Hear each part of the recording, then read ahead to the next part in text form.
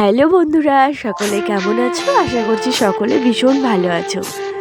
আজকের বারটা শনিবার, আর আজকে তারিখটা হলো ডিসেম্বরের 6 তারিখ। বরমশাই বেরিয়ে গেল, এখন বেরোচ্ছে ছেলে। এখন ওই 10:45 বেজে গেছে। কি বানাচ্ছ? চলো, এই যে এটা জুতো পরছি। তুমি জুতো রাখো, জুতো ধরে না। হ্যাঁ, এটা বাবা। সুন্দর হয়েছে, পারো তো। মামাম সোনা একটু করে খেলবে আর আমাকে টেনে নিয়ে যাবে। মা এটা দেখো, মা আমার সঙ্গে একটু খেলো। কেক বানিয়েছিল মাটি দিয়ে, ওই প্রদীপগুলো দিয়ে, কালী পুজোর সময় যে প্রদীপগুলো রেখেছিলাম সেগুলো আর ফেলিনি। বাতি জ্বালানোর পর এক জায়গায় জড়ো করে রেখেছিলাম। ওই ভাঙতে ভাঙতে আর দু একটা আছে হাতে গোনা, তো সেটা দিয়ে মামাম সোনা সারাদিন খেলে। আর যে রান্নাবাড়িটা কিনে দিয়েছি সেটা দিয়ে আবার যখন ঘরে খেলে তখন সেগুলো দিয়ে খেলে, বাইরে বের করতে দেই না।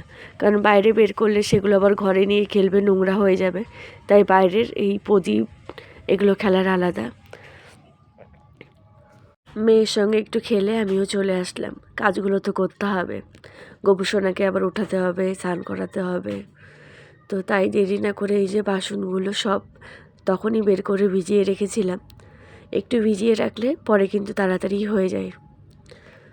আর সঙ্গে আমি ওই রিং বলটায় জামা কাপড়ে ভিজিয়েছি। আজ সকালে আর বেশি কিছু রান্না করিনি, মাছের ঝোল, আলু ফুলকপি ভাজা, বাস। একদম সিম্পল খাবার। বলতে হয় মাছে ভাতে বাঙালি, মাছ ভাত হলে বাঙালির আমার মনে হয় না আর কিছু লাগে। ছেলে বেরিয়ে যাওয়ার পর মামা সোনাকে খাইয়ে আমি নিজেও খেয়ে নিয়েছি। তারপরে এই যে বাসনগুলো এখন সব ধুয়ে নিচ্ছি। মামাম সোনা গেটের ওদিকে খেলছে, তো গেটটা বাঁধাও হয়নি, আওয়াজ হলো, মনে হলো গেটের বাইরে বেরিয়ে গেছে। তো ওকে আবার ভিতরে নিয়ে আসলাম, তারপরে আবার গেটটা ভালো করে বেঁধে আসলাম। এখন জানো তো, ও গেট ঢাকিয়ে বাইরে চলে যায়। খুব চঞ্চল হয়েছে মেয়েটা এখন। মাঝে মধ্যে কী করি বলো তো, মানে গেটের যদি বেঁধে রাখি সেটাও খুলতে পারে, তো তালা দিইনি মাঝে মধ্যে। আর এখন ওই নন্দিনী আবার আসলো, তো চলো আমি এখন এক মনে তাড়াতাড়ি বাসনটা মেজে নিই। আর একা খেললে না বারবার চোখটা শুধু ঘুরে ফিরে ওর কাছেই যায়। আর যতবার বলছিলাম এদিকে খেলো, না, গেটের সামনেই খেলবে। তো চলো, এখন তো গেটটা বেঁধে এসেছি আর নন্দিনীও আছে, কোনো অসুবিধা নেই। বাসনগুলো ধুয়ে আমি উপর করে রাখলাম। এবার আমি জামা কাপড়গুলো কেচে নেব। আজকে অল্পই জামা কাপড়ই বেরিয়েছে। বাসন মাজার সময় মামা সোনা কিন্তু এতটা বিরক্ত করে না। যেই দেখেছে মা জামা কাপড় ধুচ্ছে অমনি চলে এসেছে, দেখতে পাচ্ছ। প্রথমে তো বললো মা আমাকে জল দাও, জল নেবে। তারপর দেখো আবার রিটার্ন ঘুরে আবার আমার এখানে চলে আসবে। এই দেখো, দেখতে পাচ্ছ, দেখো আবার আমার এখানে এই যা আসবে, এসে দেখো এখন ও কী কাণ্ড করে। স্নানের আগে ওই একটু কাদাতে খেললো, তো কিছু বললাম না তো সে কারণে, কারণ যেহেতু একটু স্নানই করাবো এখন। আর কিছু বললো মানে কি বলবো, আমি এখন রাখার মতো সময় নেই, আমাকে তো কাজগুলোও করতে হবে সময় মতো। এই দেখো এখানে সাবান দিয়ে হাতটা ধুচ্ছে। গরু ঢুকে গেছে, যা গরুটাকে বের করে দিলাম। এর আগে না একটা গরু ঢুকেছিল, তো আমি ভাবলাম কি ঘাস খাচ্ছে, খাক। তারপরে দেখি ও মা, ঘাস কি আর খাচ্ছে, গাছগুলোই খেয়ে ফেলেছে। তো তারপরে আর থেকে না, গরু ঢুকলে আর বের করে দিয়ে বলে না, ওই ঘাস তো খাবে না, সে গিয়ে আবার আমার গাছই খাবে। আর এখানে কয়েকটা খুলে গেছিলো, সেগুলোকে আবার সেলোটেপ লাগিয়ে বস্তার মধ্যে ঢুকিয়ে বেঁধে রাখবো। বসেছিলাম 3টার দিকে, ওই স্নান পুজো টুজো দিয়ে মামাম সোনাকে ঘুম পাড়িয়ে তারপরে বসেছিলাম।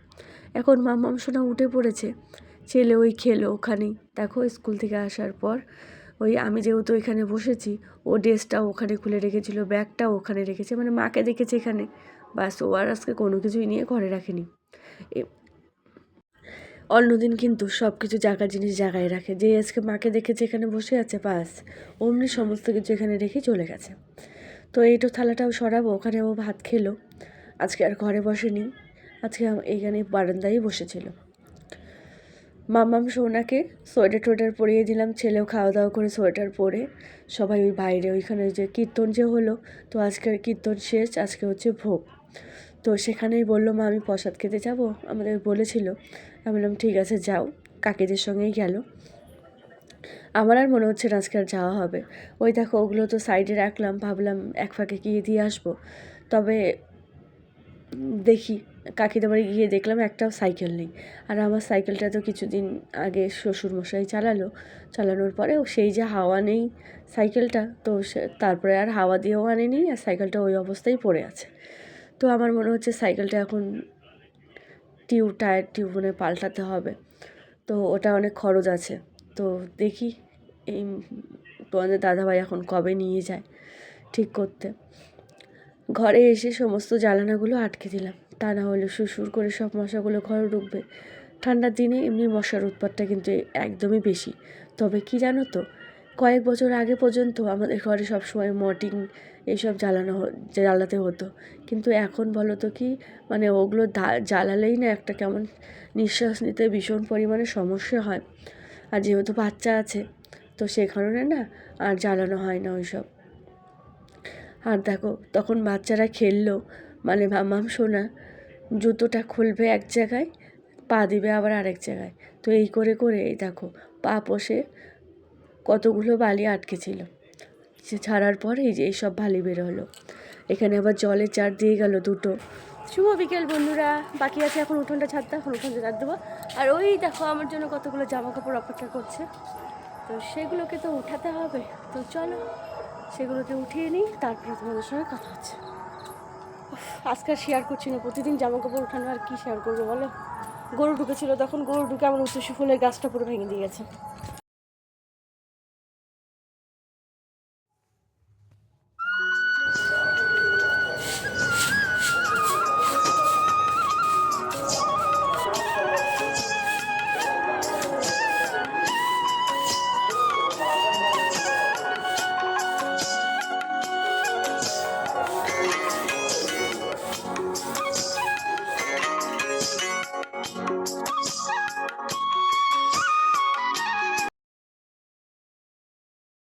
চারিদিকটা দেখো পুরো অন্ধকার হয়ে যাচ্ছে বিকেলের কাজ করতে। এই দেখো আমার কতটা সময় লাগে, উঠোনটা ঝাড় দিতেই আমার কিন্তু বেশি সময় লাগে।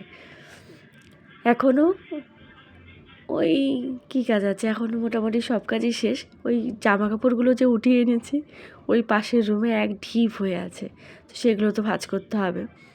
তার আগে এই যে গেটের সামনে জল দিয়ে আসলাম, কারণ সন্ধ্যার সময় গেটের সামনে ঘরের সামনে জলের ছিটে দিয়ে তারপরে সন্ধ্যাটা দেখাতে হয়। তো এটা তো এভাবেই আমি করি আমার কাজ। এবার চলো গেটের সামনে তো জল দেওয়া হলো, এবার ঘরের সামনেগুলো জল দিতে হবে। আবারও মাকে জল নিয়ে চলে এলাম, এবার ঘরের সামনেটা এই যে জলে ছিটে দিয়ে নিচ্ছি। ছেলে মেয়ে নেই, বাড়িটা পুরো ফাঁকা, থাকলেই তো হই হট্টগোল করে বাড়িটা পুরো মেতে থাকে। আমি ওই এক ফাঁকে গিয়ে আবার দেখে আসলাম, জানো তো ভালো লাগে না, এরা যদি বাইরে থাকে কখন পড়ে ঠরে ব্যথা পায়, দৌড়াদৌড়ি করে।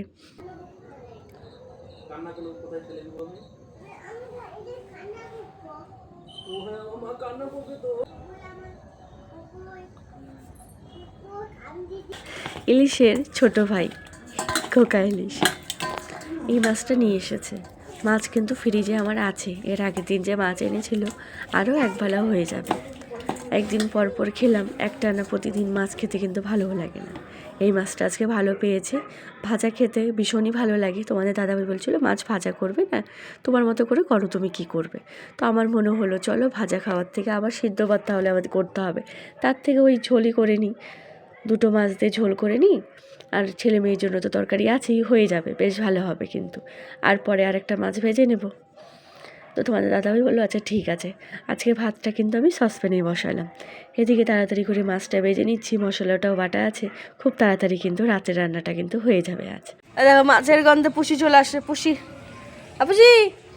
মাছের গন্ধে চলে আসছো। এখন রান্নাঘরে আজকে গলাটা একটু বেশি বসা বসা লাগছে, তো এদিকে ভাত বেড়ে দিলাম, এদিকে তরকারি করেছি দেখাচ্ছি। তো এটা দেখতে এরকম হয়েছে।